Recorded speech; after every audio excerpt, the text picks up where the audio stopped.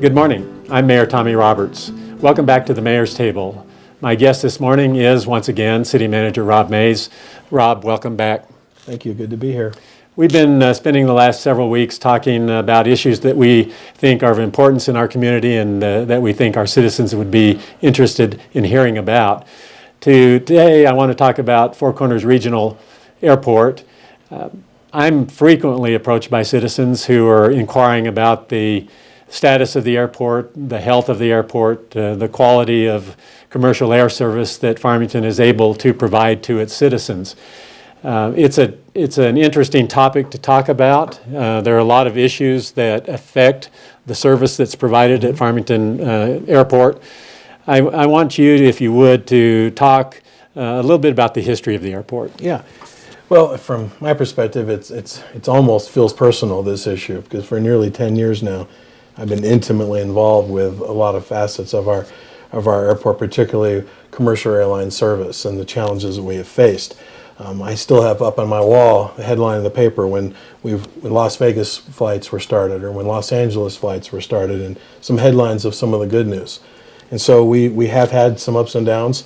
To really understand the history, you have to kind of go back, and people often ask me, well, we used to have 737s that flew here. What happened? Well, the first and biggest issue that faces our airport historically and today, frankly, is the limitations of our runway length. The FAA passed safety margin, increases in safety margin that don't allow for larger aircraft to fly in and out of here on a regular basis. And those challenges are exacerbated, particularly with density altitude during the heat of the summer and at our altitude levels. And so just about the only kind of commercial plane that can fly in here now in regular scheduled air service are these small turboprop airplanes. We've seen a number of commercial air service providers in Farmington over the years, going back 60 years ago to Frontier Airlines. Mesa Airlines was what I would consider the first regional air service provider in Farmington, a small company that expanded over the years and did very well here, provided excellent service to the citizens of Farmington in their needs to get in and out of Farmington. Great Lakes Aviation is our current provider. We continue to work in partnership with Great Lakes Aviation to try to service the needs of our community, but we've been challenged in a number of ways. One of those ways is in dealing with the federal regulation. In August of 2013, the FAA implemented a new rule which affected the qualifications of pilots and first officers to fly these regional air providers, and that created a number of issues for Great Lakes Aviation. Can you explain those circumstances? Well, even prior to the perfect storm of 2013, there's been an economic movement within the industry to move towards larger airplanes, less pilots. That movement has already been, frankly, since 9/11, things have been heading that way, as there's less and less flights and needing to be larger aircraft. And as I already mentioned, those larger aircraft cannot be accommodated here. In August 2013, we were hit with a kind of a triple play of a perfect storm.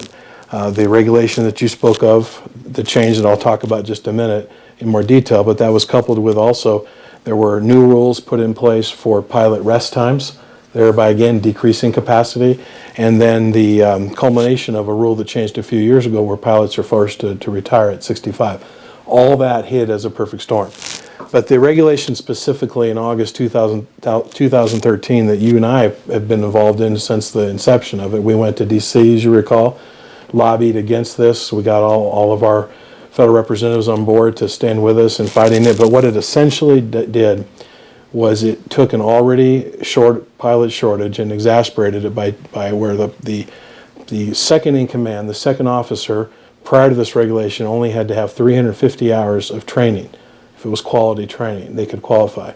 That was increased by 6 times to 1,500. So what that means is that a co-pilot in a small airplane that's flying in and out of Farmington on a 19-seat airplane has to have the same experience that a pilot flying a 737 has to have. For a pilot to get into this industry, they have to accumulate between $150,000 and $200,000 now of debt to get their 1,500 hours just to apply, and then make maybe $20,000 to $25,000 a year as a first officer. And so there's a real significant shortage of pilots. And that's affected the performance of Great Lakes Aviation. Reliability has been an issue in as much as they've had to cancel many flights. I think that performance has improved here recently, but nevertheless, it is an issue. The fine public wants reliability and good, effective costs in the form of fares. So it is an issue. Great Lakes has taken advantage of an exception to that rule. There is an exception for regional air service providers that fly 9-passenger airplanes. And in order to take advantage of that exemption, Great Lakes had removed 10 of their 19 seats. Yep. And further exacerbated the problems. They had fewer people flying, the profits margins were sinking, and where we are today as a result. What I'm hearing from people is if we can't have reliable, effective air service, why do we have it at all? What would be your answer to that? Well, that's a good question, but it really is a function of market. There is subsidized air service and there's non-subsidized air service. We have not ever qualified for federal government subsidies, so ours is market driven. So as long as an airline wants to be here, in fact any airline is welcome to come here, we would love to have them. So in terms of whether to have it reliable or not, that's a function of market, and Great Lakes is currently holding their own in this very difficult environment. But as you mentioned, when they took those 10 seats out, that corresponded to us losing 350,000 seats annual available to fly out of our airport in Farmington. And so the current model certainly isn't sustainable. The Great Lakes has applied for an actual exemption that would allow them to return back to their 19 seats, and hopefully they'll get that, and we've done all we can to lobby for that. Like I said, you and I have been to DC, we've written letters.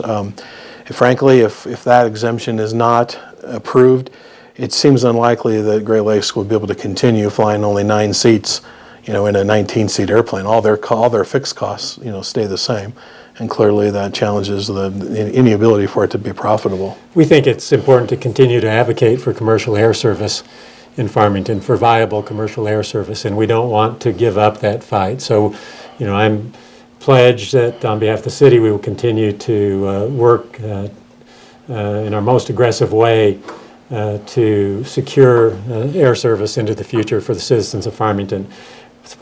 People in Farmington have options, though. The La Plata County Airport is not a far drive away, and I know that many people actually travel by car to Albuquerque and take advantage of the air service there.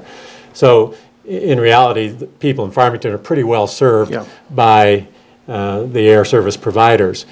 But there's more to an airport than just commercial air service. There's general aviation, and I believe that we need to continue to pursue a viable, active airport for economic development purposes, and general aviation falls into that category. What do you think the potential is for expansion of general aviation services at the Farmington Airport? Well, as you mentioned, it's very, very important. I mean, we do have decent connectivity with commercial air service, but there's corporate aviation that comes in and out of Farmington for this area. There's medical flights. Shipping and commerce take place there. In fact, we had a recent study done by the New Mexico Department of Transportation that showed that the annual positive economic development of our airport as is about $21 million a year. So clearly there's a need for a vibrant commercial or a general aviation airport, and we'll continue to do all we can to work towards that. And another area that we focus on is commercial opportunities. We've had talks with a variety of businesses that are aviation related, discussions about them locating on our airport grounds, and kind of a commercial park that's related to aviation. So there's opportunities out there. Just clearly the economy is such that some of those opportunities have not come to fruition as of yet. As I indicated earlier, I have people ask me about the status of the airport, and again, some people suggest that we ought to just shut the airport down and rely on service out of La Plata County or Albuquerque. We've talked about why we don't want to do that. And other suggestions that come up frequently include extending our runways or building a new runway of greater length to accommodate different capacity airplanes. Another one that's suggested frequently is building a new airport. Building a new airport would cost in the hundreds of millions of dollars, and the FAA is not funding the construction of new airports anywhere across the country. They're even not really funding the expansion or improvement of small airports anywhere in the country. So if the citizens of Farmington are interested in that option, they're going to have to be willing to fund it at a local level. I don't think that is feasible. What's your thought? No, I would agree, and additionally, the FAA is not expanding the essential air service. I mentioned the subsidized flights; they're not expanding that program as well. So this is going to be a market-driven issue that ultimately we're only going to be able to get what the market's able to support. And I think it's also important to note that La Plata County Airport is also experiencing some problems, and I know that you've been in discussions regarding that issue. Can you reveal anything about those discussions? Well, yeah, and related to that, if we built a new runway right now, it wouldn't solve the pilot shortage problem. Right now, larger airlines are starting to have problems staffing their larger flights, even out of their medium and mid-size hubs. This pilot shortage issue is a true crisis, and Durango La Plata is already starting to see an increase of cancellation of flights because the airlines cannot get crew to the airplanes. Rob, thank you for your input on this issue. I think it's something that our citizens are very interested in. We recognize the importance of a viable commercial air service provider in Farmington, and we will continue to advocate as a partner of Great Lakes Aviation for their continued service here. There are many, many challenges here. It's an evolving landscape and a number of issues that have to be addressed and resolved. But overall, we do recognize the importance of having a viable airport in our community. I want to thank you for tuning in again this morning. We'll look forward to the next Mayor's Table.